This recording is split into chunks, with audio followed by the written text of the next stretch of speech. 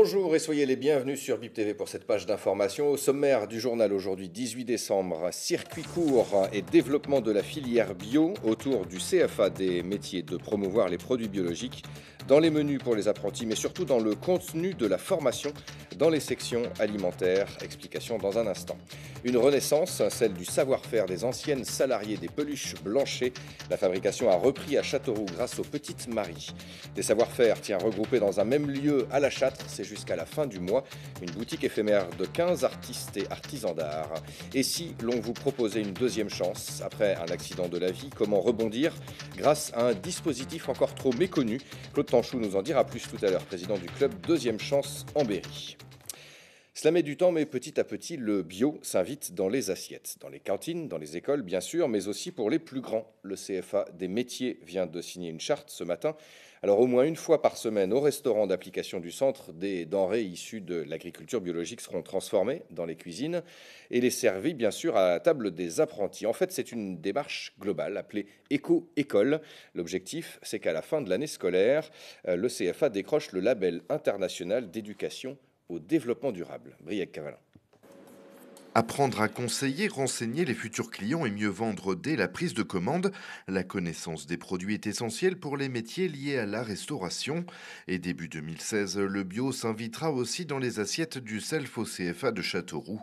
Une action visant à sensibiliser les apprentis de l'établissement. L'éco-école a permis de trouver un lien complètement avec cette charte directe avec le métier de l'hôtellerie, la restauration et puis toutes nos autres sections de l'alimentaire, comme nous avons la boucherie, la charcuterie, boulangerie, pâtisserie et le lien avec les agriculteurs biologiques. Voilà, connaissance des produits locaux si possible, circuit court, voilà. Autonome pour l'organisation de son approvisionnement, le CFA des métiers s'est engagé pour 2 ans.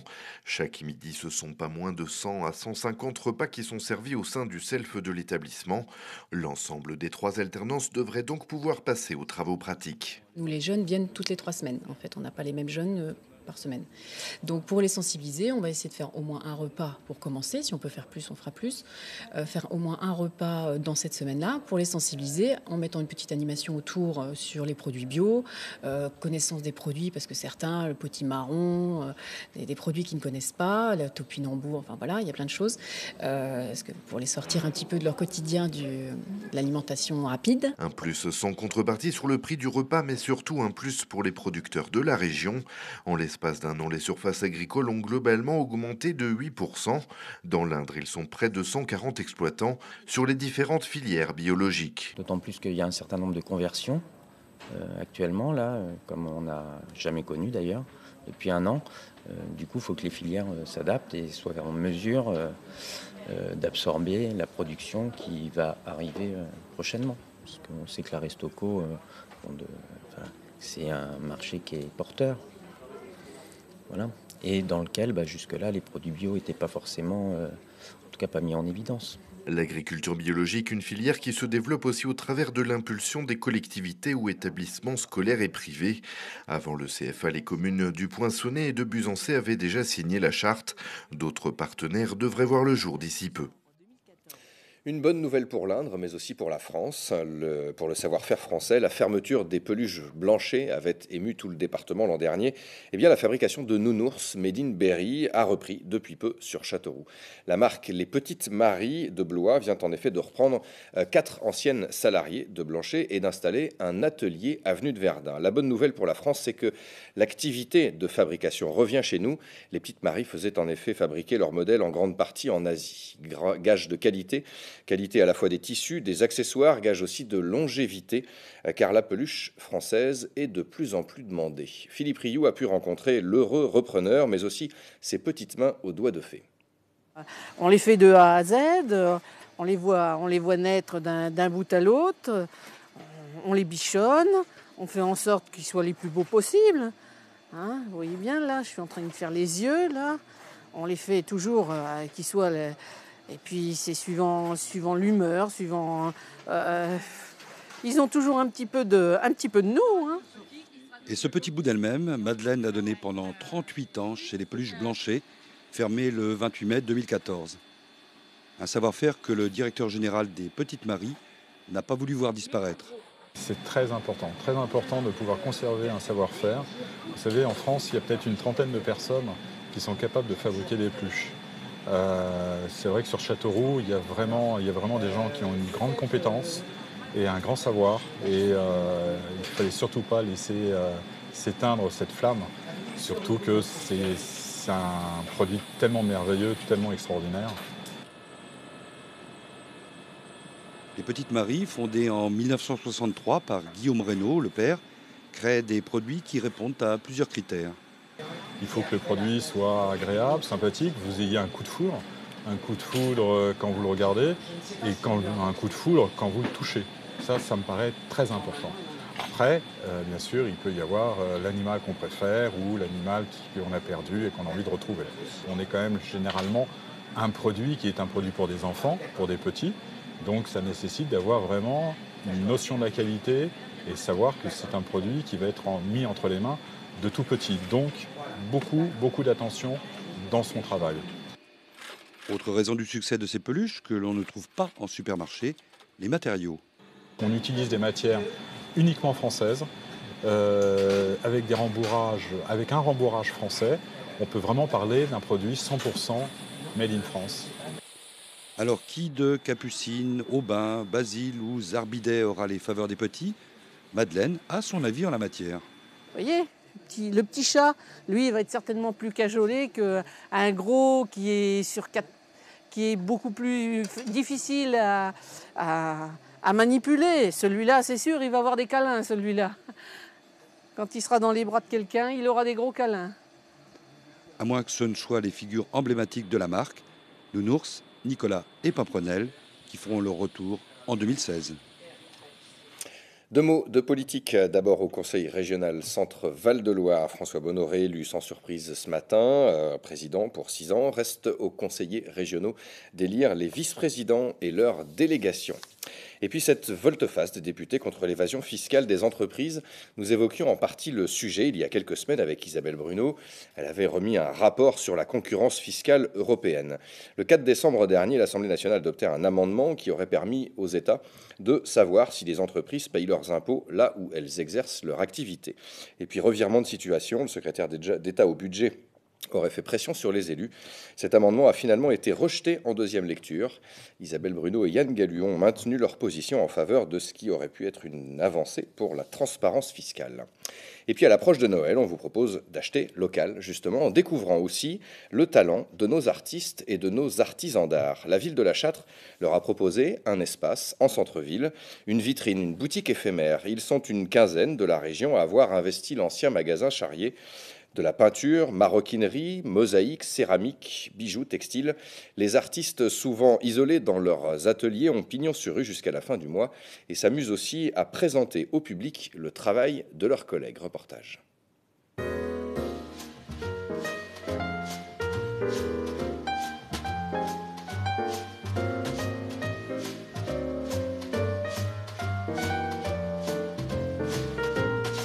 Je suis artiste peintre à la base, avec quelques expos donc, en France, en Belgique, sur Paris. J'ai tenté deux formations de peintre en décor, trompe-l'œil. Et puis du coup, j'aime bien transformer, donner un petit peu de poésie au mobilier. Donc je me suis un peu transformée en peintre sur meubles. Quoique je transforme plutôt que je ne fais des patines. Et puis pour la boutique, spécialement, j'ai fait une petite collection de petites choses pour toutes les bourses, on va dire.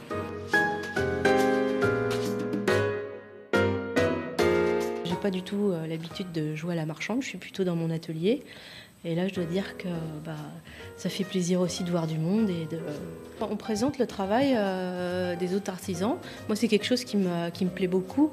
Je pourrais même dire que j'arrive mieux à parler du travail des autres que du mien.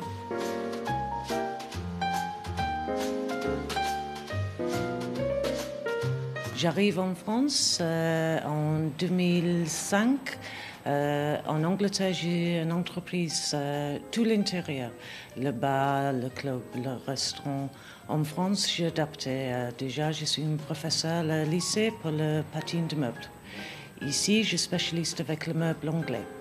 Chaque mois, j'ai un camion arrive avec meuble anglais. Je change, j'adapte pour le goût de le français. C'est franglais. Ouais. C'est un mélange de les deux. Je trouve que personne aime ça. Meuble d'encre est très traditionnel anglais. Les Français adorent le meuble d'encre. C'est très pratique. Aussi, l'étagère, ça c'est très traditionnel anglais pour la cuisine, très pratique. Les choses comme ça aussi, pratique avec le petit tiroir bien organisé. La table de bar en la fenêtre avec le drapeau anglais. Comme ça, personne connaît, je suis anglais. C'est très en mode sur le moment.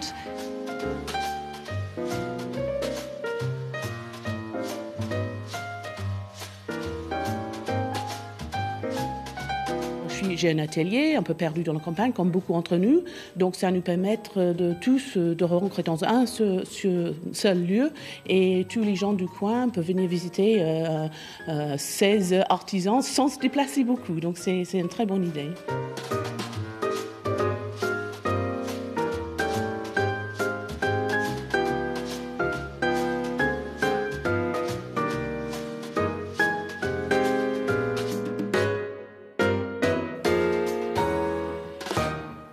Et puis sachez qu'il reste encore quelques places pour le stage annuel de Modern Jazz de Bruno Agati. Le chorégraphe fait escale à Dark dimanche et lundi, comme chaque année, pour 2 jours intensifs de danse pour les niveaux débutants, mais aussi les niveaux moyens. Renseignements et inscriptions auprès de l'association Dark rue Dauphine à Châteauroux. Bruno Agati anime aussi chaque année des cours lors du stage international. En 2016, il aura lieu du 16 au 19 août. Un partenariat pour aider à rebondir après une épreuve difficile. Le dispositif Deuxième Chance permet de soutenir des projets de vie. Il gagne à être connu. Nous en parlons dans la deuxième partie de cette édition avec notre invité Claude Tanchou, président du club Deuxième Chance en Berry.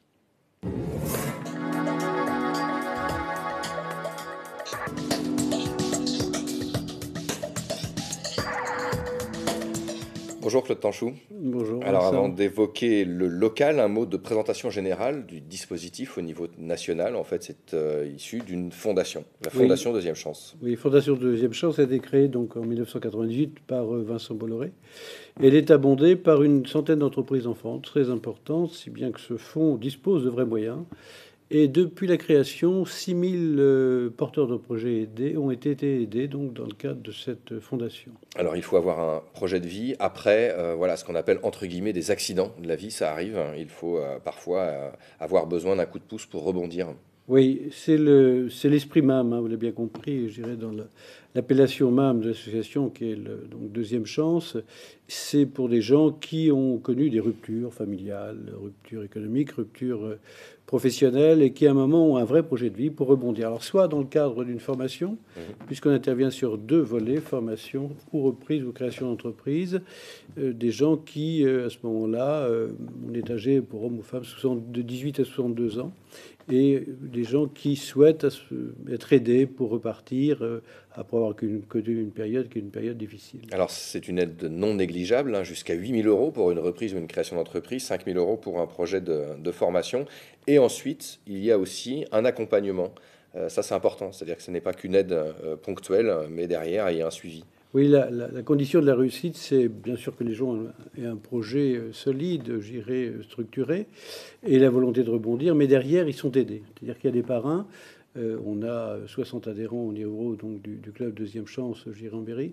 On a des parrains derrière qui sont des référents qui permettent aux gens qui ont un projet, en fait, d'avoir en permanence, j'irai un contact s'il y a une question qui se pose à un moment ou à un autre, ou s'il y a une difficulté qu'ils souhaitent, j'irai, ou un petit passage à vide. Ils ont forcément à ce moment-là quelqu'un sur qui ils puissent compter.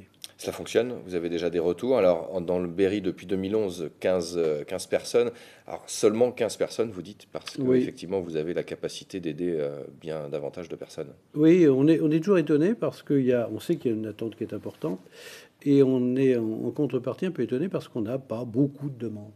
Alors, je pense que ça tient aussi au fait que les gens qui ont connu des difficultés, par pudeur, j'irais, sont peut-être aussi très inhibés par la difficulté qu'ils ont pu rencontrer, hésitent peut-être à en parler, ou méconnaissent aussi, c'est la raison pour laquelle je suis heureux et vous remercie de m'avoir reçu, et méconnaissent, si vous voulez, ce dispositif, qui est un dispositif, je dirais, particulier, parce que, par les temps qui courent, dites-moi, qui donne de l'argent, puisqu'il s'agit d'un don, hein, pas d'un prêt, il s'agit d'un don, vous l'avez rappelé vous-même, c'est 5 000 euros, jusqu'à 5 000 euros pour un projet de formation, et jusqu'à 8 000 euros pour un projet, donc, je dirais, de reprise ou de création d'entreprise.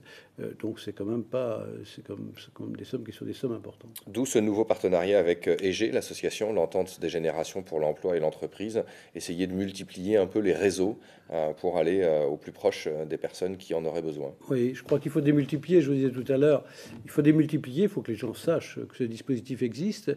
C'est la raison pour laquelle EGE donc, a eu l'idée, en collaboration on a eu l'idée, de faire une conférence de presse, si vous voulez, le 11 décembre dernier, pour, je dirais, unir un peu nos moyens. Ils ont une représentation importante sur ce département. Ils ont eux-mêmes un certain nombre de référents. Et donc, là aussi, l'idée, c'est de faire connaître au plus grand nombre pour être au plus proche, je dirais, des gens qui peuvent avoir un projet, on sait qu'il y en a, et qui ont surtout une envie de rebondir. C'est quand même quelque chose de vital, redonner du sens à sa vie. Je repose la question que tout à l'heure. Effectivement, vous avez des retours. Déjà, cela fonctionne. En tout cas, des satisfactions derrière que ce coup de pouce a pu servir à des personnes qui, aujourd'hui, voilà, ont pu rebondir. Oui, je vais vous raconter une anecdote, Vincent. On a aidé en particulier un monsieur qui fait des vide-greniers et qui est un brocanteur. Et lorsque je l'ai rencontré, je lui en ai parlé.